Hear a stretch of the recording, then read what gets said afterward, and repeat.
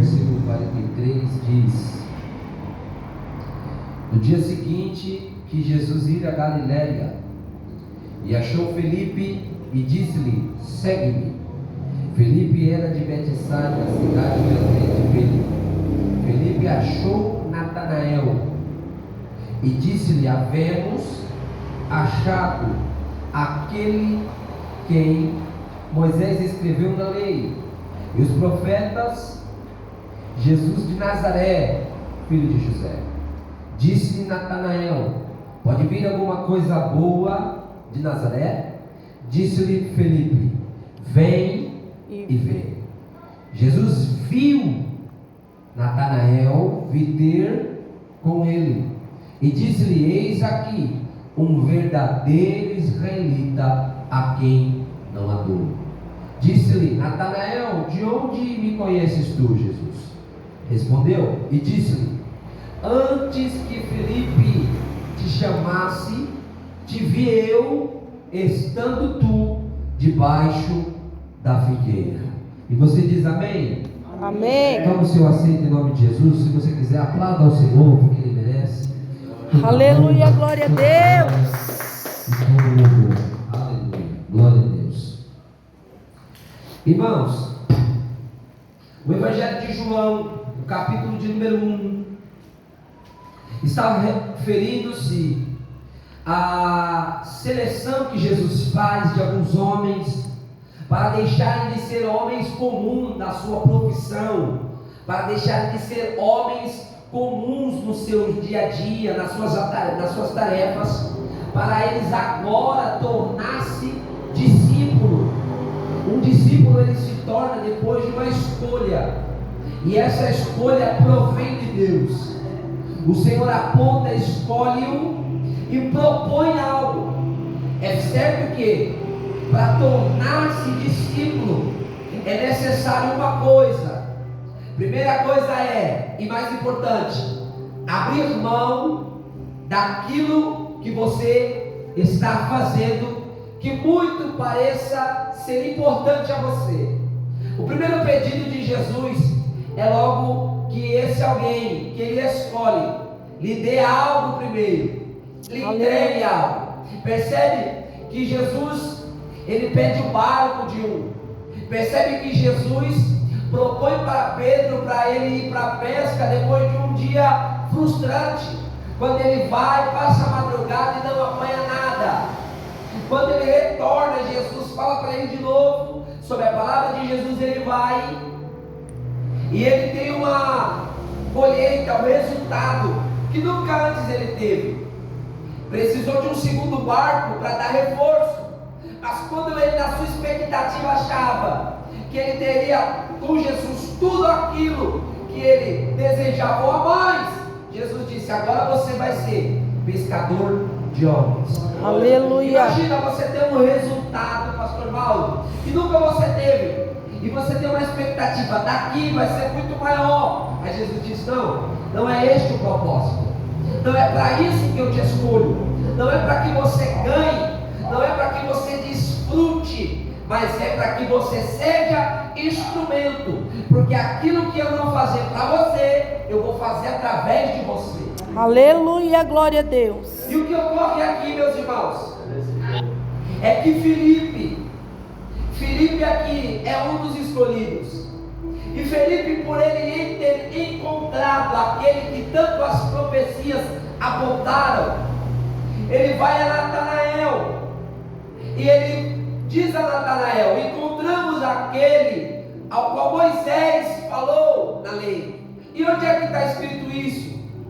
Em Deuteronômio, capítulo 18, versículo de número 15, diz assim: o Senhor teu Deus te despertará um profeta no meio de ti e dos teus irmãos, como eu a ele ouvireis, conforme tudo que pedistes do Senhor teu Deus em Horebe no dia da congregação, dizendo: não ouvirei mais a voz do Senhor meu Deus, nem mais verei este grande fogo, para que não morra. Então o Senhor me disse: vem, vai, fala tudo aquilo que disseram. E assim o texto se discorre, mas o versículo 15 nos faz entender essa promessa que Deus traria um Salvador.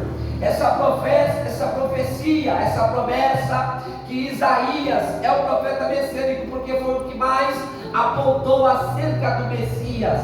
O nome Messias quer dizer Mexia, quer dizer Salvador ou salvação, aquele que traria a salvação. Pois, por causa do produto do pecado, o homem tornou-se totalmente distinto de como ele foi criado. A humanidade tomou um caminho totalmente contrário de qual era para que ela seguisse.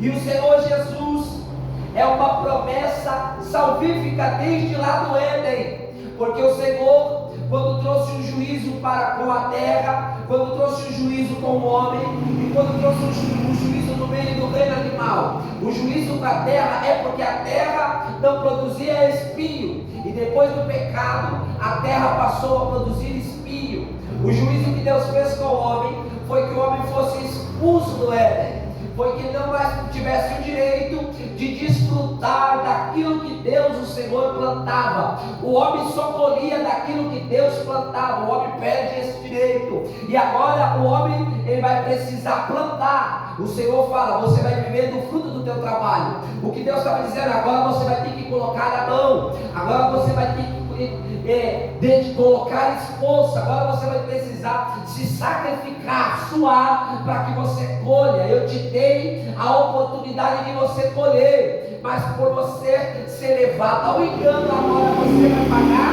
a consequência do teu erro. Eu aprendo aqui que toda uma ação de fato vai gerar uma reação. O juízo com o animal foi a serpente, e o Senhor fala para que a serpente rasteje. Só que o Senhor trouxe uma promessa ali, dizendo assim para a mulher, porque a mulher foi aquela que ouviu a serpente, e quando ela ouve a serpente, ela come do fruto proibido. Quando ela come do fruto proibido, ela leva para Adão, e Adão também come do fruto proibido, e eles aí então transgride aquilo que Deus, o Senhor, tinha ordenado para que eles fizessem. Só que o Senhor, mediante ao erro do homem, mediante a queda do homem, Deus ele é tão misericordioso que Deus diz assim: da semente dela virá um que esmagará a serpente, virá um que pisará a cabeça da serpente com o calcanhar. E é esse ao qual agora Felipe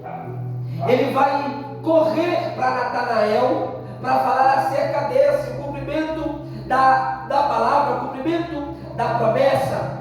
E o interessante, irmãos, que logo quando Natanael, que quer dizer dado a Deus, ou entregue a Deus. Quando Felipe chega a Natanael e fala desse, tanto quanto a Bíblia o citou, de tantas promessas que ele apontou, profetas que anunciavam, Isaías fala dizendo que do rebento de Jessé brotaria um renovo, botaria algo novo, traria de novo vida, pois a morte agora é resultado do produto do pecado. E Felipe, correndo para Natanael, ele vai falar que acha esse a qual as Escrituras lhe apontou. E o interessante, irmãos, que Natanael vai trazer uma indagação, porque é sempre assim, quando se fala do reino de Deus, sempre nascem as questões, sempre nascem os porquês. Ele diz assim: achamos o Messias, e de onde ele vem? E aqui eu começo a pregar. Ele diz: ele vem de Nazaré, é Jesus o Nazareno. Quando ele fala Jesus, Felipe entende, Natanael entende, ele é o Salvador, ele é o ungido, ele é o separado, ele é o desejado.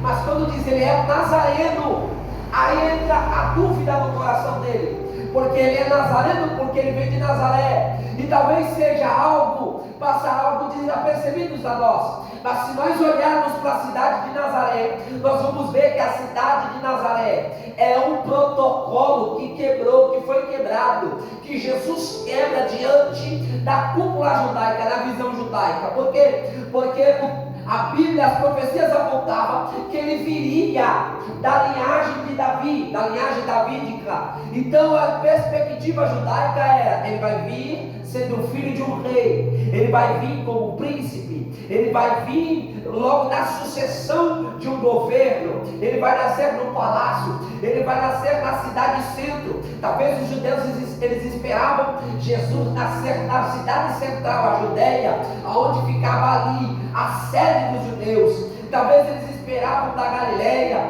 sendo ali uma cidade portuária, uma cidade onde muitos pescadores, uma cidade onde tinha movimentação de saídas e entradas de barco. Mas Jesus quebra este protocolo e muda essa expectativa. E aí Natanael, ele sabendo que ele é Jesus, ele é o cumprimento da promessa, mas ele vem de Nazaré, nasce a indagação. E qual é a indagação? E porventura pode vir alguma coisa boa de Nazaré? Por que Natanael vai falar desta forma acerca de Nazaré? É porque quando nós olhamos para a cidade de Nazaré, na sua geografia, nós vamos ver que Nazaré é uma cidade pequena, é uma cidade que havia pouco menos de 2.000 a 1.600 habitantes. Era como se fosse um bairro desses daqui, um bairro pequeno, não populoso, e além de ser pequeno, era uma cidade pobre. Então isso mudava a perspectiva judaica, porque Natanael, ele era um judeu. Natanael, assim como Felipe, era um judeu criado no costume judaico, era um judeu educado no Torá, era um judeu educado nos 10 mandamentos, educado nos 5 primeiros livros que Moisés escreve: Gênesis, Êxodo, Números, Deuteronômio, Gênesis, Êxodo, Levítico, Números e Deuteronômios, os 5 livros primeiros que Moisés escreve. Então eles tinham decorado, eles tinham memorizado toda essa escritura, eles sabiam acerca dessas profecias das quais apontava o Messias, apontava a esperança. Mas quando fala da porque nós esperamos que ele venha montado talvez numa carruagem, nós esperamos que ele venha despido de glória, mas não, ele quebra o protocolo. Por quê? Porque Jesus tinha 3 inimigos declarados, e o primeiro inimigo declarado que Jesus vem quebrando o protocolo é a religião. Jesus veio na contramão da religião. Por quê? Porque a religião abate e Jesus não veio abater. A religião separa e Jesus não veio separar. A religião desfaz. A religião, ela cria protocolos. Só que eu entendo quando eu leio os evangelhos que Jesus não resistia ao protocolo. Existia um protocolo, e qual era? Uma mulher jamais poderia, estando com a hemorragia, segundo está escrito no livro de Levítico, no capítulo 14, lá está falando acerca daquele que tem um fluxo de sangue, que tem um fluxo, ele não poderia estar no meio da sociedade. Então, irmãos, quando nós olhamos para a história, nós vamos ver um nome sendo citado por Mateus, Marcos e Lucas, mas nós vamos ver uma mulher paralela à história que não está falando o nome dela. Por que não fala o nome dela? Porque ela comete aos olhos da religião um crime. Por quê? Porque a religião dizia: quem tem sangramento, quem tem um refluxo, quem tem uma enfermidade, não pode ir para o meio da sociedade. E um sacerdote jamais poderia tocar em sangue, poderia tocar num defunto. E essa mulher, ela rompe a multidão. Por quê? Porque o texto nos diz que ela sofre por 12 anos. E sofrer por 12 anos não é sofrer por 12 dias. Ela tem 12 anos que ela sofre uma exclusão social. E diga-se de passagem que ela perdeu tudo. Eu entendo que o homem, ele não quer perder. O homem não quer fracassar. O Aleluia. O homem quer conquistar, quer alcançar, ninguém quer perder, mas ela está perdendo, e ela não perde só recurso, ela está perdendo vida, porque aquilo que o homem mais teme é a morte. Se nessa noite aqui eu perguntar para o mais velho ou para o mais novo, se alguém aqui quer morrer, é óbvio que alguém vai dizer: não, eu não quero morrer, eu quero viver, eu quero ficar até o último instante da minha vida. Por quê? Porque aquilo que mais o homem teme é a morte, porque o homem não foi criado para morrer. Por causa do pecado, a morte sobreveio sobre o homem. Então aquela mulher, ela olha para o protocolo e ela olha para a oportunidade. Diante do protocolo e a oportunidade, ela diz: se for necessário para me alcançar a minha oportunidade, eu tenho que quebrar alguns protocolos. Aleluia, eu quero começar a pregar nessa noite, e melhor dizendo, eu quero começar a profetizar nessa noite para o nosso glória a Deus, para nós alcançarmos alcançarmos alguns milagres. Eu creio, Deus. Quebrar alguns protocolos. Não tem como alcançar milagre sem atravessar. Meu Deus. Josué jamais chegaria na terra da promessa se ele não passasse pelo Jordão. E quando ele passa o Jordão, ele se depara com o inesperado, porque geralmente é assim: quando a gente vai para o caminho que Deus está nos apontando, vai vir diante de nós aquilo que nós não esperamos. Josué não esperava uma parede diante dele, mas ele tem uma muralha diante dele. Só que, irmãos, uma coisa é você atravessar segundo a tua vontade, outra coisa é você atravessar segundo a vontade de Deus. Se Deus falar para você, vai vir aquilo que você não espera, mas o Senhor dá para Josué uma estratégia. E qual é? Começa a rodear em volta, porque para você chegar dentro, você precisa olhar por fora. Oh, glória a Deus, aleluia. O que Deus está dizendo para alguém aqui nesta noite é: você só vai chegar dentro quando você conhecer primeiro todo o panorama que é por fora. Não tem como nós desfrutarmos de algo sem antes estarmos preparados.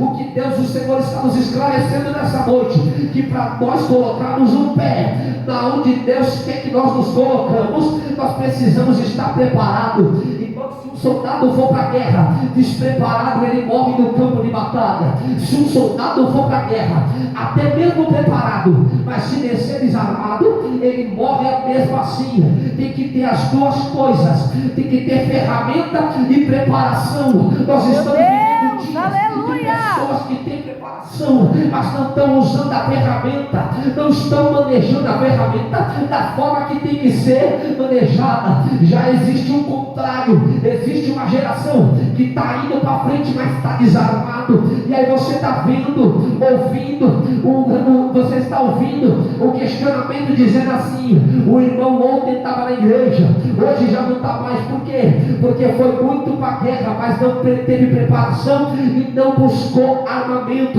O que Deus, o Senhor, quer nos ensinar nesta noite também é que para nós irmos para onde Deus quer que nós vamos, nós precisamos estarmos revestidos, nós precisamos estarmos preparados. E qual é, Wesley, a maior ferramenta que o crente precisa possuir nas mãos?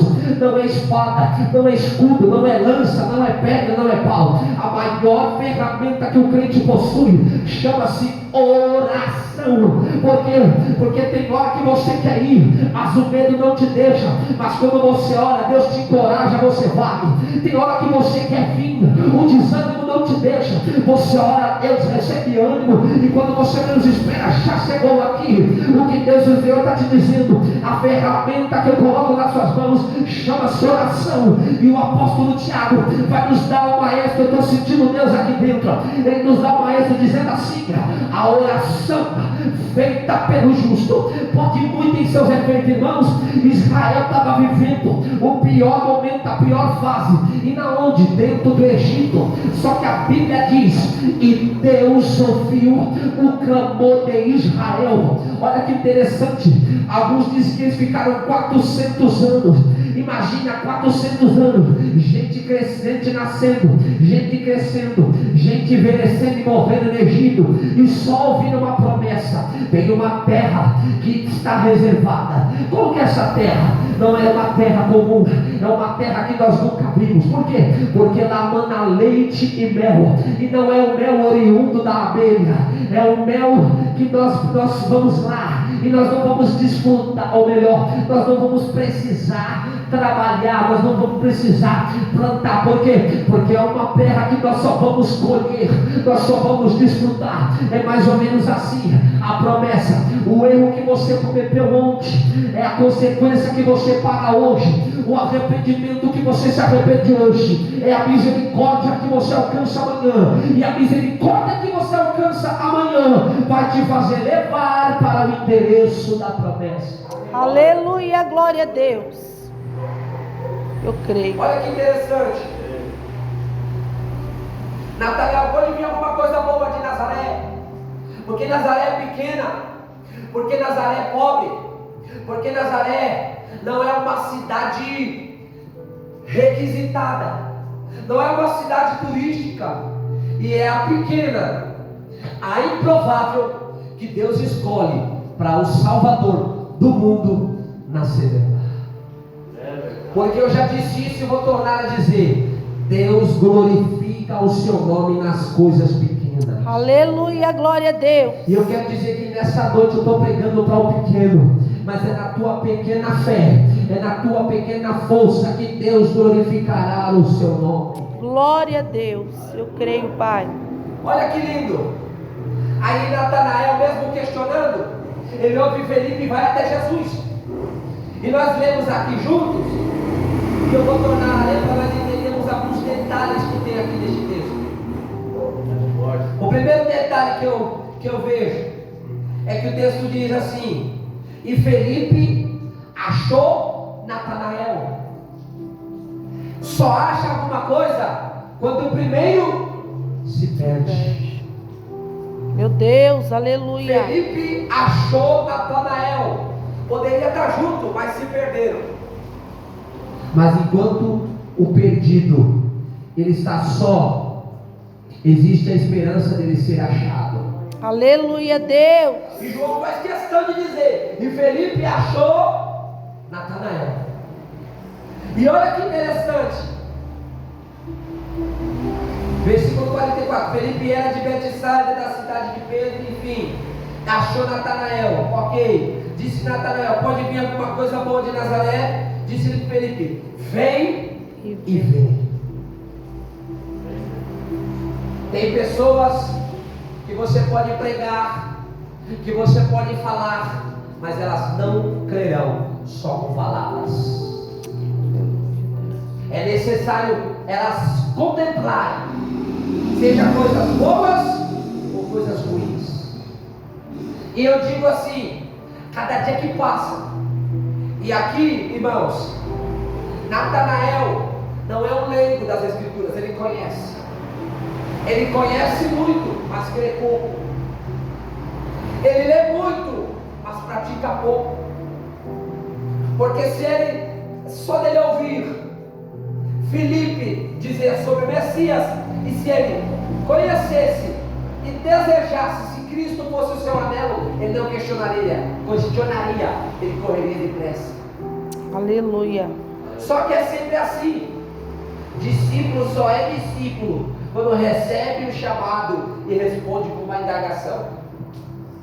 Todos indagaram. Jeremias disse: Senhor, eu sou uma criança. Moisés disse: Senhor, eu não sei falar. Todos eles apresentam uma indagação. Josué, eles demonstram fraqueza. O Senhor fala: esforça-te. Timóteo demonstrou uma fraqueza. Paulo falou: sofre comigo as aflições pelo Evangelho. Todos apresentaram um questionamento. Diante de um chamamento de Deus, apresentará de primeira instância uma indagação.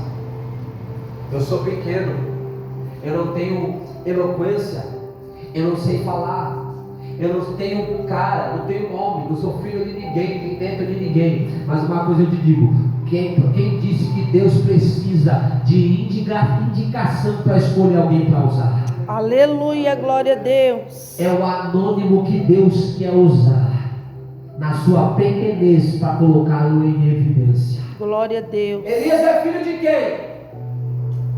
Elias é sobrinho de quem? A Bíblia só diz: e o tisbita.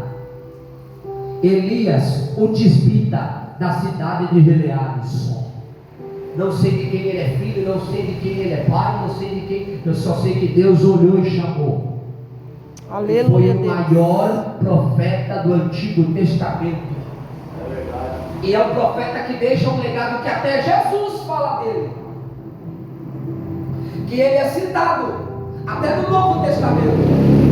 Quando Jesus pergunta assim: quem dizes que eu sou? A primeira coisa, diz que você é Elias. Outro diz que você é Moisés, o segundo nome. Moisés, o primeiro líder. Elias, o maior profeta, que até ressuscitou morto. O profeta é usado com veemência. O profeta que deixa a saudade. É um profeta que eu sempre falo dele quando eu passo por um processo. Porque é um profeta que Deus, que se profetiza segundo a palavra dele, é mais ou menos assim: opa, opa, opa, opa. com o povo de Deus ninguém mexe. Eu vou tomar a frente. Eu vou comprar essa briga. Aleluia. Compra a briga, daqui a pouco ele vai para a caverna. Ele profetiza. E sob a palavra dele, Deus tranca o céu. Deus fecha o céu. Ele diz: segundo a minha palavra, nem chuva nem orvalho, nem de cima e nem de baixo. E o profeta, para ter tamanha autoridade e intimidade, eu aprendo uma coisa: só tem autoridade quem primeiro tem intimidade. Aleluia, Deus. Muitos querem pregar, mas não querem o preço para se tornarem um pregador. Muitos querem pastorear, muitos querem cuidar, mas não sabem o preço que está nos bastidores. É verdade. E eu acredito que a retaliação mais dolorosa de quem está na obra e trabalha na obra é a ingratidão. Você faz campanha, você sobe um monte, Deus abre a porta, Deus visita, Deus transforma. Ô pastor, vou congregar lá do outro lado. Tá bom, vai com Deus. Chega lá, se frustra, volta, não se desvia. Falei: e aí, varão, o que aconteceu? Não me frustrei, varão. Você tem que dar valor para quem está te ajudando. Aí Deus abre a porta, aí não quer mais ir para o culto, não quer mais buscar a presença de Deus. A ingratidão. Meu Deus. Só que Deus ensina o ingrato. Deus ensina o ingrato. Deus ensina que. E Ele insiste no ingrato. Irmão, Jesus, depois da ascensão, Jesus voltou. Jesus morreu, ressuscitou. Na ressurreição, o que Jesus disse para Pedro, como eu falei aqui? Você não vai ser mais pescador. É pescador de homens. Quando Jesus morre, depois dos 3 dias, Jesus ressuscita. Ele fala assim: diga para Pedro que eu ressuscitei. 3 dias antes, Pedro negou. Não sou isso. Você anda igual ele. Fala: não, negou. Disse: se negou. Ingratidão.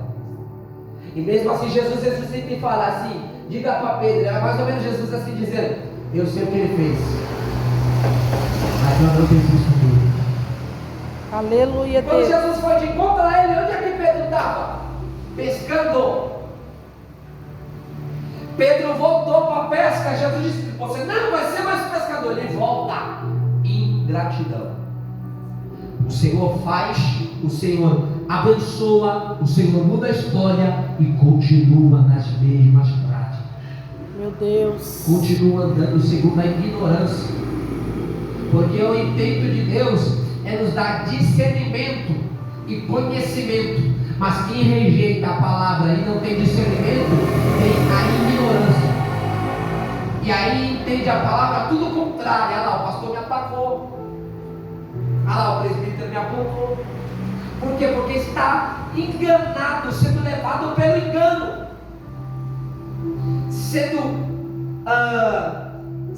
As suas vistas estão sendo cegadas, embaçadas pelo engano de Satanás. Porque a intenção de Jesus é o que diz João: conhecereis a verdade, e a verdade vos libertará. Aleluia, Deus. Então, peraí, se a verdade liberta, então eu vou trazer a mentira. Que a mentira vai aprisionar ele, vai atormentar ele. E aí, já que a intenção de Deus é dar o conhecimento, porque Jesus fala assim, no Evangelho conforme João, no capítulo 5, diz assim: examinai as Escrituras e julgai nelas a vida eterna, e tem mais, porque elas testificam de mim. Então, peraí, se eu conhecer ela, eu conheço a Jesus. O que o diabo faz? Não lê ela, não medita nela. Anda segundo a tua palavra, anda segundo o teu coração, anda segundo a palavra de alguém. Mas o Salmo de número 1 está me dando uma lição, e qual é? Bendito é o varão, bem-aventurado aquele que não anda segundo os conselhos do ímpio, e nem se assenta na roda dos escarnecedores, e nem se detém nos caminhos dos pecadores. Se eu não falo minha memória, louvado seja o nome do Senhor. Mas nós sabemos: bem-aventurado aquele que não se assenta na roda dos escarnecedores, e nem anda segundo o conselho dos ímpios. Porque qual é o conselho do ímpio?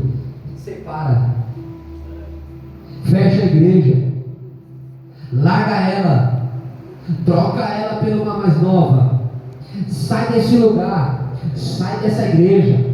Está fazendo o que na presença de Deus tanto tempo? Volta para o crime, volta para acrescentar. Você quer? Eu vou te dar 2. Você quer? Eu vou te dar 5. Você quer? Eu vou abrir 3 portas.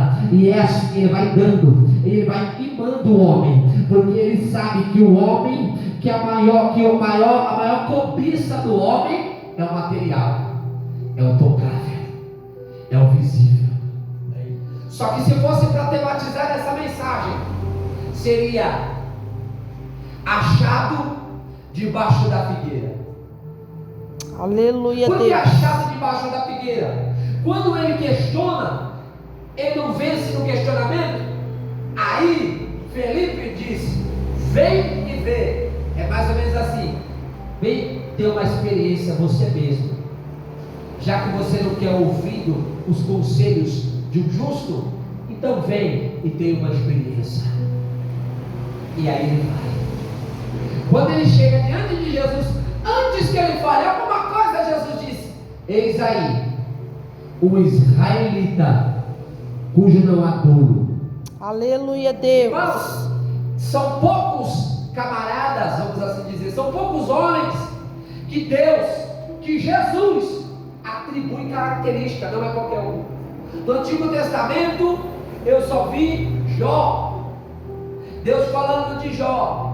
Observastes o meu servo Jó? Falou de cara a cara com Satanás. No Novo Testamento